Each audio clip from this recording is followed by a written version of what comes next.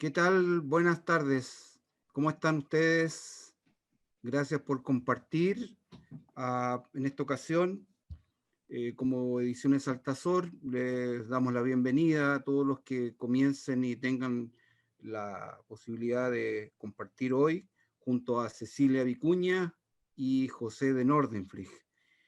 Lo que nos compete hoy día es la presentación del libro de Cecilia, Sudor de Futuro.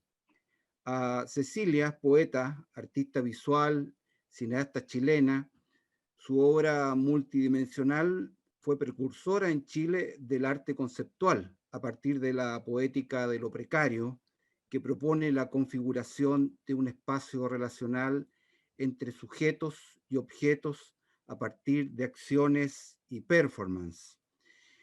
Fundadora del colectivo La Tribu No, 1967, inicia sus primeras exposiciones en Chile. En 1974 funda en Londres el colectivo Artists for Democracy, el mismo año en que publica su primer libro, Sabor a mí. Y recientemente hemos tenido, ¿cierto?, la oportunidad de conocer su última publicación, que es Cruz del Sur, la antología de poesía editada por Lumen 2021. Pero nos tenemos que referir esencialmente a este libro, ¿cierto?, Sudor de Futuro, que recoge la performance realizada por Cecilia el sábado 2 de diciembre de 2006 en el marco del encuentro La Poesía de Violeta Parra, evento organizado por nuestra editorial Altazor y la Corporación Cultural de Viña del Mar. En esa ocasión también participaron Soledad Fariña, Maribel Mora, Damaris Calderón y Elvira Hernández, entre otros, otras u otros. Agradecemos principalmente a Cecilia en habernos confiado esta edición y también a quien colaboraron a dar forma a este volumen. Pienso en la transcripción a cargo de Rodrigo Lavarría y los textos que acompañan, ¿cierto?, el corpus principal de Cecilia, vale decir el texto de José de Nordenflich y el Licura Chihuahilaf. Quiero, José de Nordenflich, presentar historiador del arte, autor de libros El Gran Solicismo de Juan Luis Martínez, obra visual, Patrimonio Local y el tercer título Post Patrimonio. Además de ser coautor de una veintena de libros, entre los que justamente destaca Cecilia Vicuña, Red Street, The Story of the Red Street, que podría ser Cecilia Vicuña, Leer al hilo o La historia del hilo rojo. Entonces, los quiero dejar con Cecilia, que un agrado tenerte, compartir contigo, aún a la distancia, poder vernos hoy y tener a José, quien más que autor, también un gran amigo. Así que los dejo y que disfrutemos de esta conversación con la ocasión de este sudor de futuro. ¿Ok? Gracias, gracias. Gracias, Patricio, por esta invitación y por la publicación de este libro que hoy día celebramos, ¿no? Habíamos comentado con Cecilia que una manera, digamos, de abrir el tema podría ser a partir de unas imágenes, ¿no? Y del viaje en particular de una imagen. Así que rápidamente les voy a compartir una breve presentación, ¿no?, de este viaje, de esta imagen. El libro, ¿no?, que presentamos hoy día, y la imagen es la imagen de Violeta, ¿no? Yo me encuentro con la imagen de Violeta primero en este libro, el libro de Cecilia, El sabor a mí, ¿no?, que en sus páginas centrales está en la hermosa edición facsimilar, ¿no?, que se produjo en la Galería de Patricia Redi. Y en sus páginas interiores, ¿no?, viene la pintura de Violeta Parra, una pintura tremenda, ¿no?, una pintura que impresiona permanentemente, digamos, ¿no es cierto?, cada vez que uno la mira, la ve. Y luego esta imagen también se apareció varios años después, el año 1985, en una exposición colectiva de artistas mujeres chilenas en el exilio, organizada por la artista Cecilia Boissier, y que convocadas bajo el nombre de chilenas, ¿no? Artistes chilene tras censura exilio, recoge en su imagen principal de portada también a Violeta. Sigue viajando, ¿no? Nuestra Violeta muchos años después. El año 2017 tuvimos la ocasión y la suerte también de estar compartiendo con Cecilia en la Documenta 14 de Kassel, y el curador, uno de los curadores, Dieter Rollstreite, selecciona estas pinturas de Cecilia, ¿no? Para una muestra de la Neue Galerie de Kassel, en donde aparece la Violeta además en contexto, ¿no? Que es una cosa muy interesante y que después la podemos comentar, con parte de esta galería, ¿no es cierto?, de héroes de la revolución, ¿no?, que aparecen de costado en el margen de la imagen. Y aquí está, ¿no es cierto?, esta pintura, una pintura que alcanza una notoria visibilidad en esos momentos y que muy probablemente explica, ¿no?, por qué finalmente la historia, la pintura, quiero decir, ¿no es cierto?, es adquirida por la Tate Gallery en Londres, y no solamente para meterla en un galpón, digamos, ¿cierto?, guardarla en sus archivos y sus colecciones, sino que para inmediatamente exhibirla además, ¿no? Cuestión que no es usual, digamos, hay que decirlo. En el contexto de una exposición que se llamó A Year in Art, ¿no? 1973, ¿no? 1973, aparece nuevamente y la pueden revisar incluso, ¿no?, nuestros auditores en la página de la Tate, y mirar cómo el viaje de esta Violeta, un viaje improbable, ¿no?, de esta Violeta pintada por Cecilia, llega por muchos lados. En ese momento, ahora no, me voy al año 2006, el momento de la exposición, la acción, digamos, ¿no es cierto?, y la conversación que nos regaló Cecilia como culmine de un seminario, digamos, ¿cierto?, unas jornadas que se hicieron en homenaje a Violeta Parra, con muchos de estas poetas que mencionaba Patricio, participando de ella. Hay 3 imágenes de Violeta, ¿no? Ahora imágenes de archivo, estas son imágenes del archivo de la Fundación de Violeta Parra. Aparece la Violeta que le interesaba a Cecilia en esos momentos y que probablemente le sigue interesando y cautivando. Me atrevería a decir, ¿no?, la Violeta en el estero, la sequía, ¿no?, la Violeta tejedora, la Violeta tramadora, digamos, ¿no es cierto?, de imágenes, y la Violeta que escribe, ¿no?, que también es una Violeta importante. A propósito, no estoy mostrando una imagen de la Violeta con guitarra, que es como la Violeta, ¿no es cierto?, arquetípica, digamos, ¿no?, en todos nuestros imaginarios. Eh, un par de fotografías de ese momento, ¿no? Han pasado varios años ya, ¿no?, de aquello, y esta anécdota que ahí Cecilia nos podrá comentar, ¿no?, de que a falta de violetas, ¿no es cierto?, aparecen otras flores, digamos, un poco, digamos, ¿no es cierto?, en esta idea de que las representaciones también tienen esta cuestión azarosa, digamos, y del momento y de lo que entrega la naturaleza en ese contexto a los artistas. Nada, llegamos a la imagen del libro, ¿no?, que estamos presentando hoy día, y este libro, ¿no?, y esta es una invitación también a los futuros lectores de este libro, ¿no es cierto?, guarda entre sus páginas, por cierto, una imagen de Violeta, la misma imagen, ¿no?, que la recorremos y la hemos ido siguiendo, digamos, ¿no es cierto?, en esta breve secuencia. Quiero partir entonces, ¿no?, con abrir esta conversación con Cecilia a partir de estas imágenes, eh, evocando ese momento, ese año 2006, y quiero partir así, como diría un periodista, por la coyuntura, ¿no? Ese año 2006 era un año álgido en Chile también, ¿no? No nos olvidamos, ¿no? Hemos tenido muchas zozobras y aventuras en estos últimos meses, ¿no?, y cambios importantísimos, digamos, ¿no es cierto? Y estamos en un momento histórico, ¿no?, muy importante. Pero el año 2006 tenía lo suyo, y yo quiero empezar como por ese contexto. ¿Cómo llegaste el año 2006 en esos viajes que tú realizas, digamos, ¿no es cierto?, permanentemente a Chile, ¿no? ¿Qué pasaba ese año 2006? ¿Cómo estaba la cosa ese año 2006 en Chile para ti? ¿Cómo lo veías tú, Cecilia?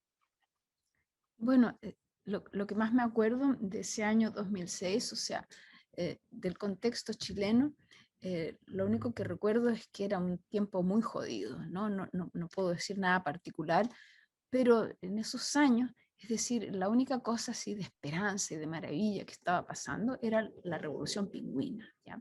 Entonces, esa revolución pingüina para mí fue como el primer destello que después florecería por completo en el estallido social. Pero yo recuerdo haber visto unos videitos en YouTube de las chicas pingüinas en el pueblo de La Ligua, ¿ya? Esas liceanas para mí eran como si fuera finalmente lo que yo llamo el Pillán, el volcán del espíritu de Chile, ¡fum! Saliendo las liceanas. Y recuerdo que eran un grupo así como de 4 o 5 chicas, pero chicas, o sea, como, qué sé yo, 14, 15 años, pero con una fuerza, con una claridad, que ya anunciaba como la llegada finalmente a Chile de otra realidad posible después de todos esos años de dictadura. Eso es lo que recuerdo del año 2006 como cosa de Chile, ¿no? Y recuerdo que el año 2004 tú, José de Nordenflicht, habías llegado a mi vida, habías aparecido acá en Estados Unidos, en mi casa de Nueva York, como un joven estudiante en ese momento, o por lo menos así te percibía yo, como un jovencito, pero ya un perfecto historiador del arte con instinto de historiador, directo al archivo, directo a meterse al cajón, a investigar, a estudiar. O sea, no una cabeza de pescado como la mayor parte de la gente a la que está uno acostumbrado. Entonces, llegas tú y no sé cómo surgió en la conversación que tú querías hacerme una entrevista in situ en Concón. No sé si tú tienes esta misma memoria. Y entonces me describes lo que tú tenías pensado, que tú querías enraizar la realidad de que mi arte había comenzado en la quinta región, que mi arte específicamente había comenzado en las playas Las Bahamas de Concón, y que ese era el sitio donde vivía Juan Luis Martínez, ¿te fijas?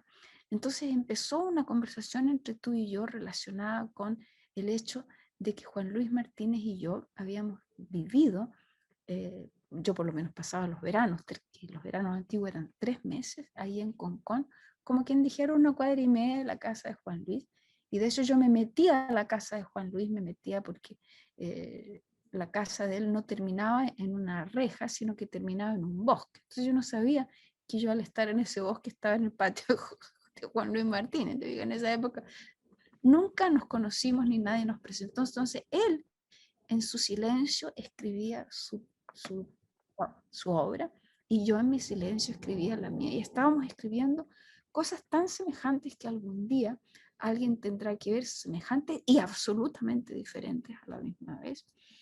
Y entonces de todas estas conversaciones surgió, yo me di cuenta, pero ¿cómo vamos a hacer una conversación in situ sin película? El objeto de hacer la conversación es que se vea dónde estamos, que estamos arriba de una roca, que estamos al borde del mar. Y entonces surgió y empezó a florecer en mí la imagen de hacer la película que se transformó en Concón. Bueno, me llevaste ahí a un recuerdo, claro, muy, muy querido, pero probablemente esa manera, digamos, tú de desarrollar tus trabajos, ¿no? Se debe precisamente como a estos encuentros afortunados, ¿no? A esta especie de serendipia humana, ¿no? De que abres la puerta y te aparece alguien que tú no esperabas o no conocías o no sabías. Y en ese sentido, yendo ahora a doña Violeta, ¿no? Cuentas algo en el performance que da origen a este libro, ¿no? Pero sería bonito, digamos, ¿no es cierto? Y interesante que nos hicieras ahí una revisión de ese momento en que tú conoces a Violeta, en que tú tomas conciencia de que Violeta Parra existe. Bueno, es que hay varios momentos, o sea, yo no sé, no recuerdo cuáles son los que yo recordé, pero por ejemplo, la primera vez que yo recuerdo fue la lucha de Violeta contra los aviones, ¿ya? Entonces, eso tiene una fecha porque mi papá viajó a Europa, como se hacía en esa época, muy poca gente viajaba, muy poca gente se subía a un avión. Entonces, mi abuelo, Carlos Vicuña Fuentes, había había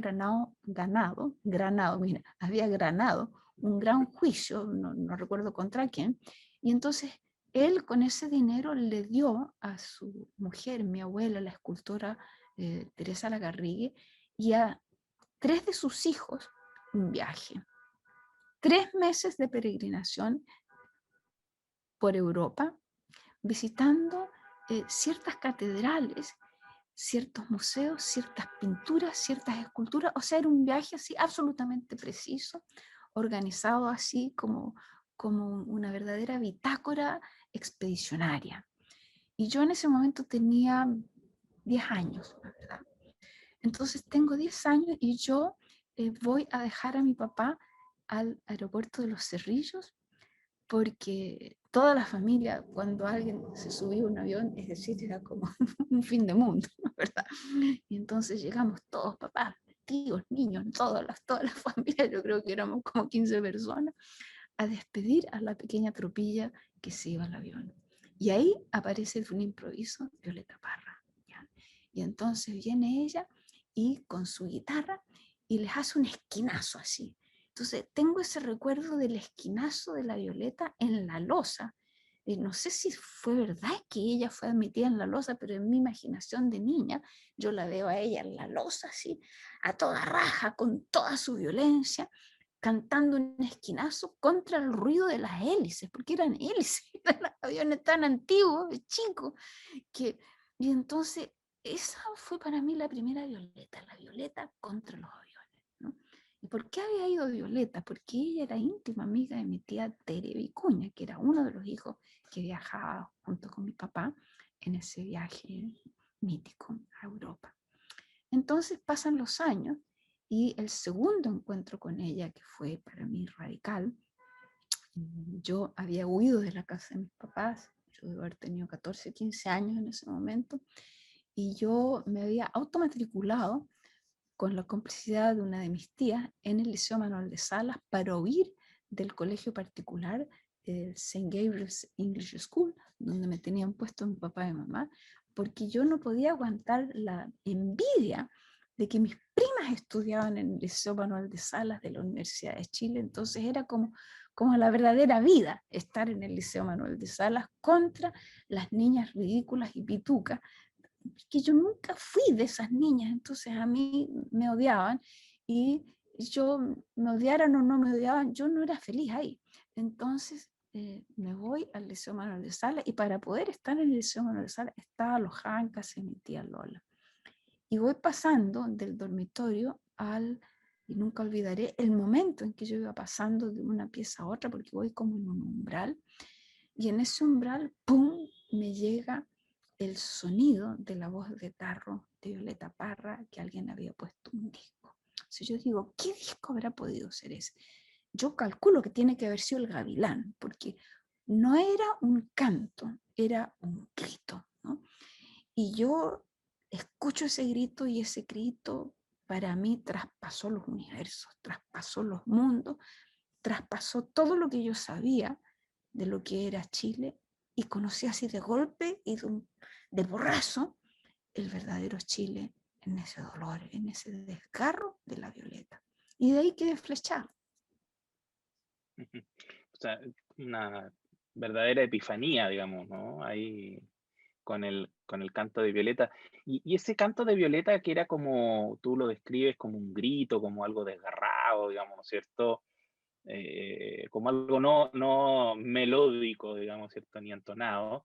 Tiene relación con algo que hemos conversado antes, digamos, ¿no es cierto? Pero que aquí lo vuelvo a poner en la mesa.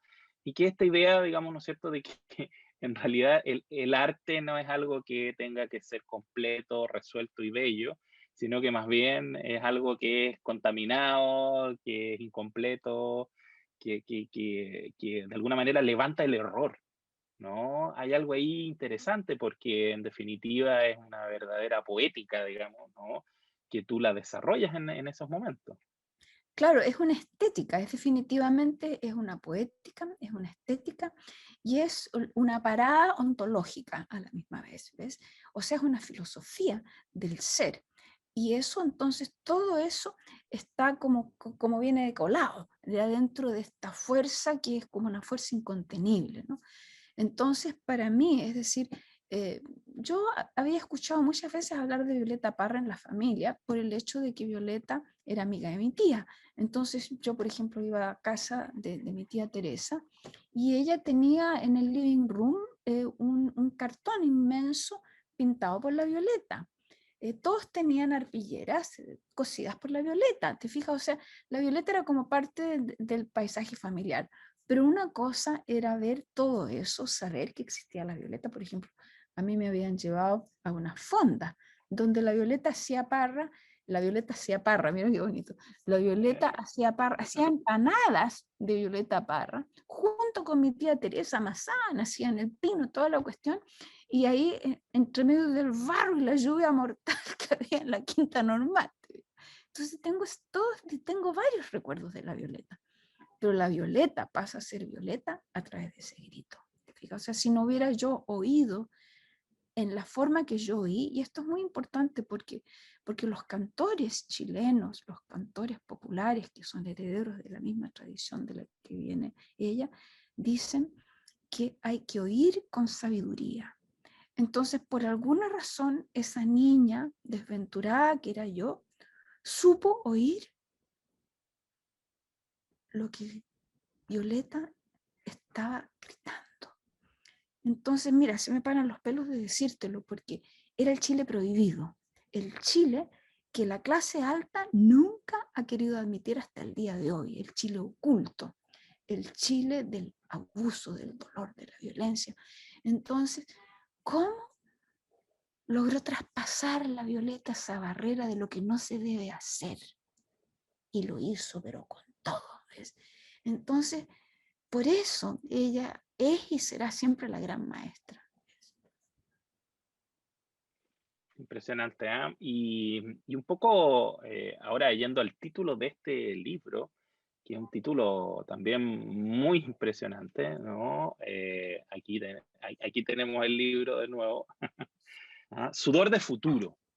En lo particular, y eso también más de alguna vez lo volvemos a conversar, me interesa mucho en tu trabajo cómo tú trabajas con el espacio, pero también trabajas con el tiempo, con las temporalidades, ¿no? Y esto de que algo que sea tan futuro, o tú dices por ahí, ¿no es cierto?, la Violeta es nuestra vanguardia, ¿no? Algo que esté tan arrojado hacia adelante, a la vez, digamos, ¿no es cierto?, genera este vínculo tan profundo con lo más ancestral, con lo más arcaico, con el pasado, ¿no? Entonces, me gustaría ahí que nos comentaras cómo ves tú ese trabajo con el tiempo que plantean artistas como Violeta Parra, o que tú mismo, digamos, ¿no es cierto? Tú misma has indagado también esta relación tan improbable, digamos, ¿no es cierto?, entre futuro y pasado conectados como en un círculo, ¿no? Como en un retorno, como...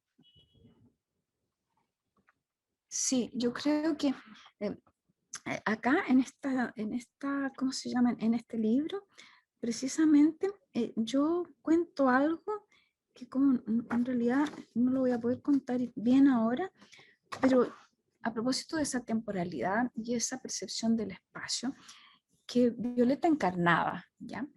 Entonces, justo cuando Patricio nos invita a hacer esta conferencia, primera cosa, la poesía de Violeta Parra. Yo dije, chucha, esto es la primera vez que yo veo que otra persona la percibe a Violeta como poeta, ¿no? Yo siempre la percibí como poeta y sé que ahora hay otras eh, sabias y estudiosas chilenas como la Magda Sepúlveda y otras que también la perciben a ella como poeta, ¿no? Pero ha sido un triunfo que Violeta pueda ser designada poeta porque siempre ha sido como reducida a folclore, ¿no?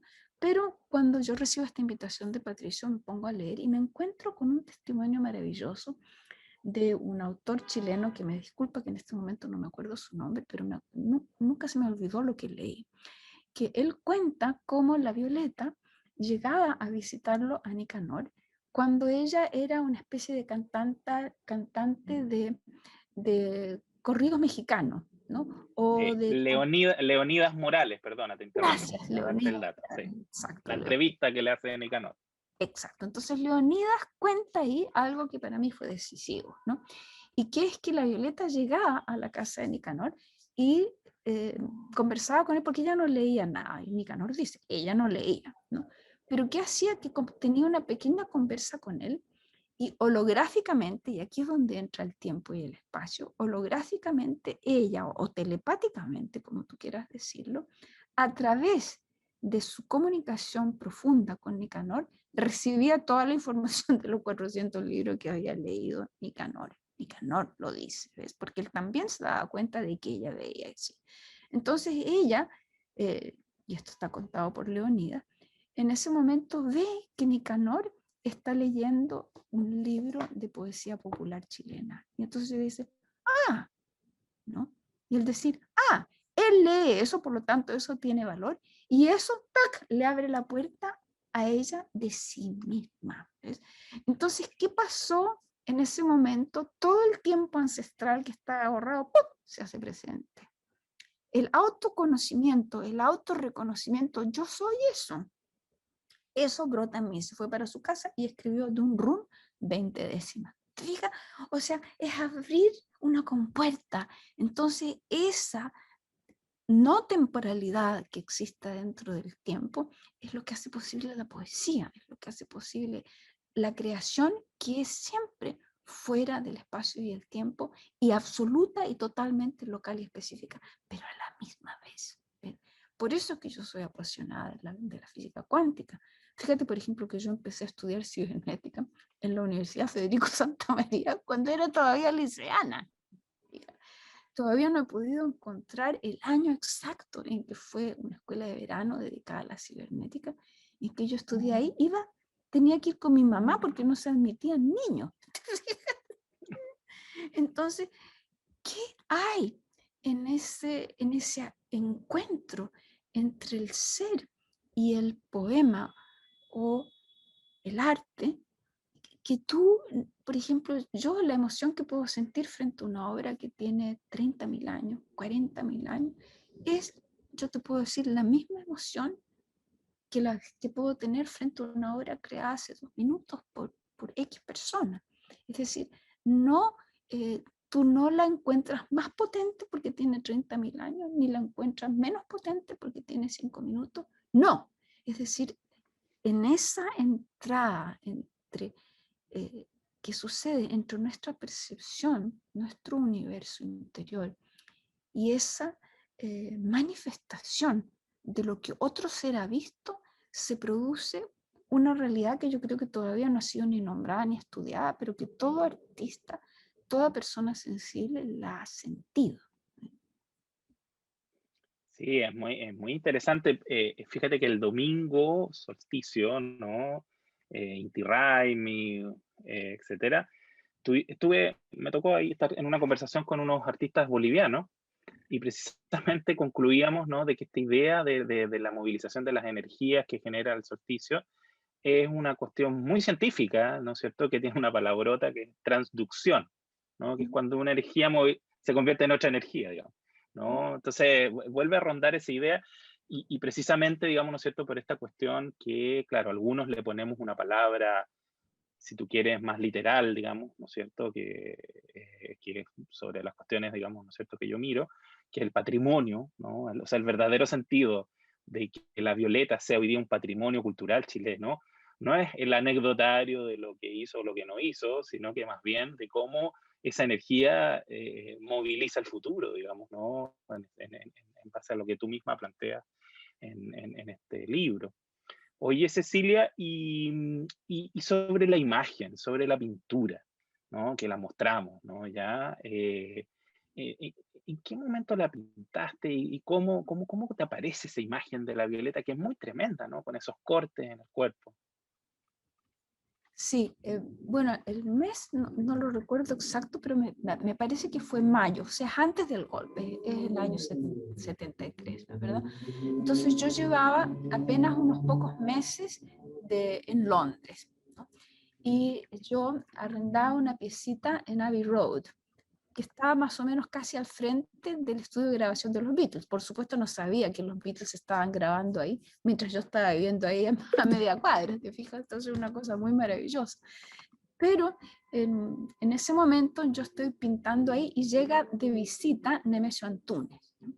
Y yo pintaba y mi cuarto era tan chiquitito que solamente cabía la cama y yo tenía una especie como de atril de juguete y por eso las pinturas que hacía en ese momento eran todas chiquititas como esta pintura.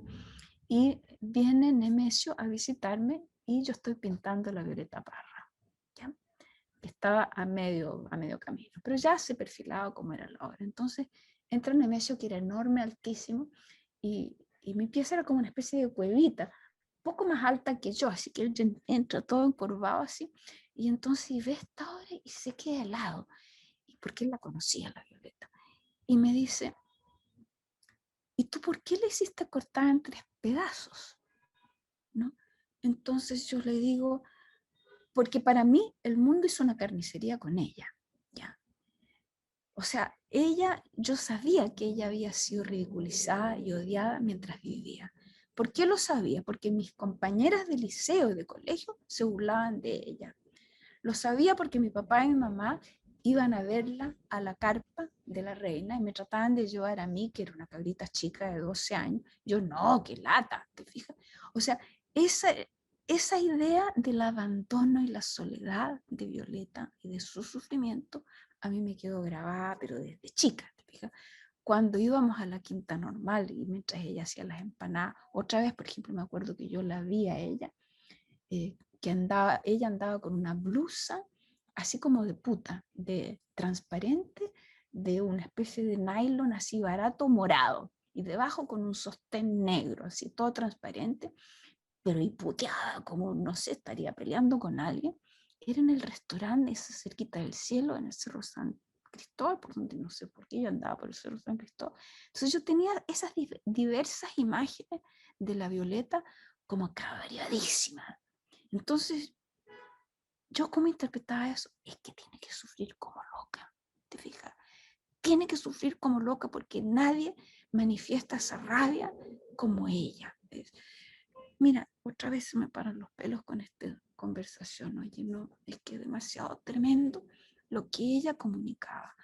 Entonces Nemesio ve esta pintura y me dice, pero tú sabías que ella había tratado de suicidarse 3 veces y no le había resultado hasta que solamente a la tercera le resultó el suicidio. No, y yo cómo iba a saber eso, ¿te fijas? Pero mi pintura lo sabía. Entonces, otra vez entramos a lo mismo. ¿Cómo es posible ese tipo de conocimiento en la mano de la persona que pinta? ¿Quién sabe eso? ¿Qué conocimiento es ese?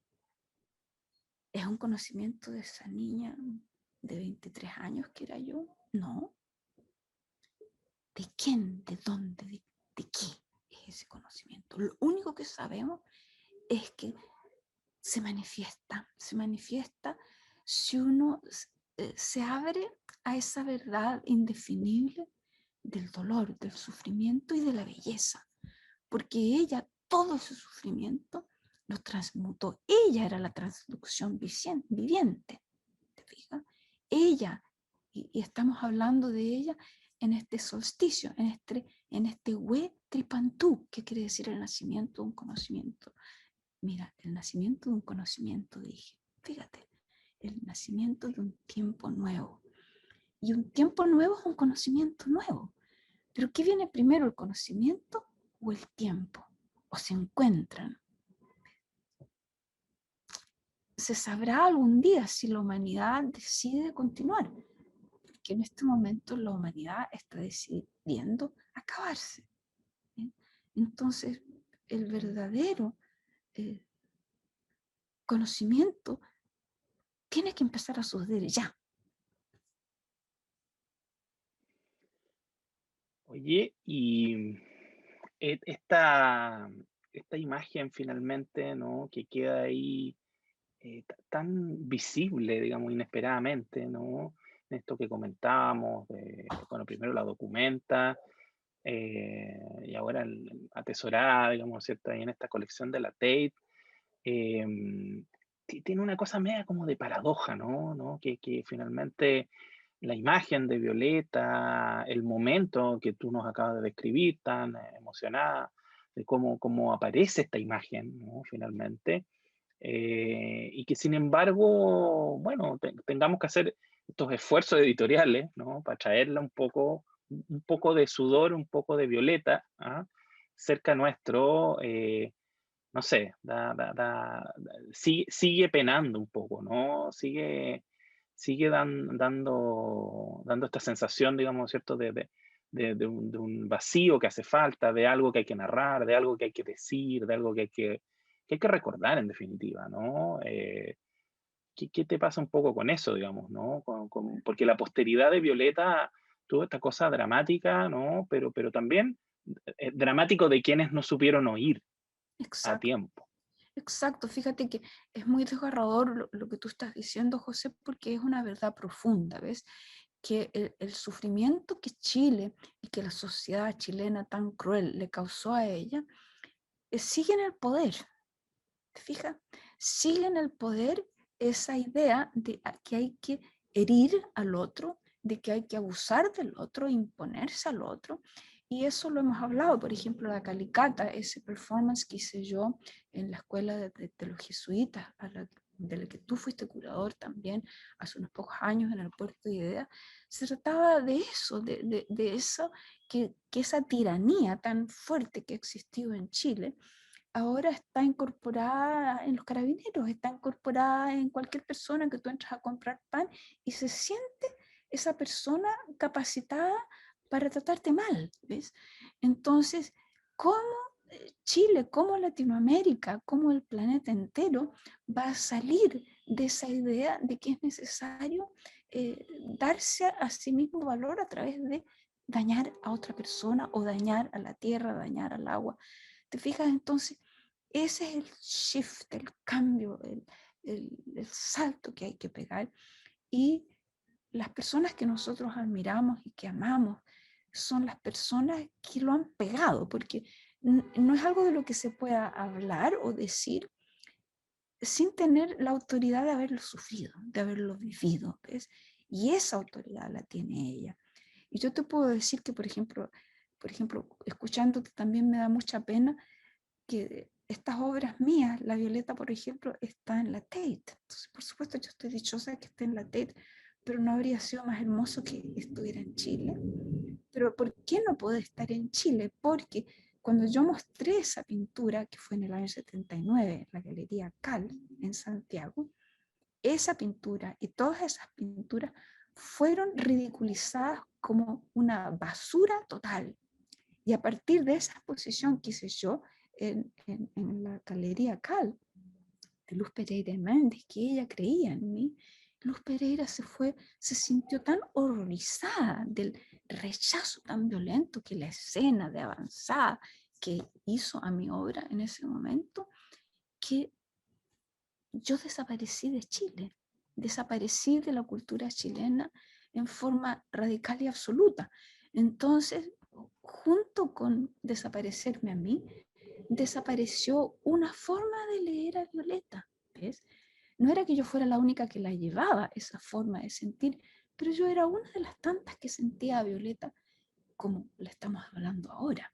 Entonces, para mí, este pequeño librito, Sudor de Futuro, por eso va encabezado con ese texto tan maravilloso de Pablo de Roca, porque Pablo de Roca en el año 64 ya la veía así, pero Pablo de Roca es otro desaparecido, ¿te fijas? Entonces, es como que el linaje de los que ven esa belleza radiante que hay en seres como la Violeta o como de Roca, es una belleza peligrosa, es una belleza que trae un efecto demoledor sobre las estructuras de dominio, ¿ves? Entonces, eso es mucho más político que cualquier otro discurso político, ¿te explico? Porque son los discursos políticos adoptados no son lo mismo que el discurso político de amar lo propio, ¿ves? Bueno, así como Pablo de Roca, ¿no? Tú recordabas en el libro, decía algo así como que la Violeta viene del futuro. Uh-huh. Ajá. Yo muchas veces pienso que tú vienes del futuro también, pero que te hemos tenido en nuestro presente, y eso es muy valioso. Así que nada, Cecilia, yo te agradezco esta conversación, los invitamos a todos a perseguir este libro, ¿no? A correr por el futuro antes que el presente se nos marchite, ¿no? Gracias, Cecilia. Un abrazo. Gracias a ti, José, y gracias a Patricio González y a Ediciones Altasol por esta invitación.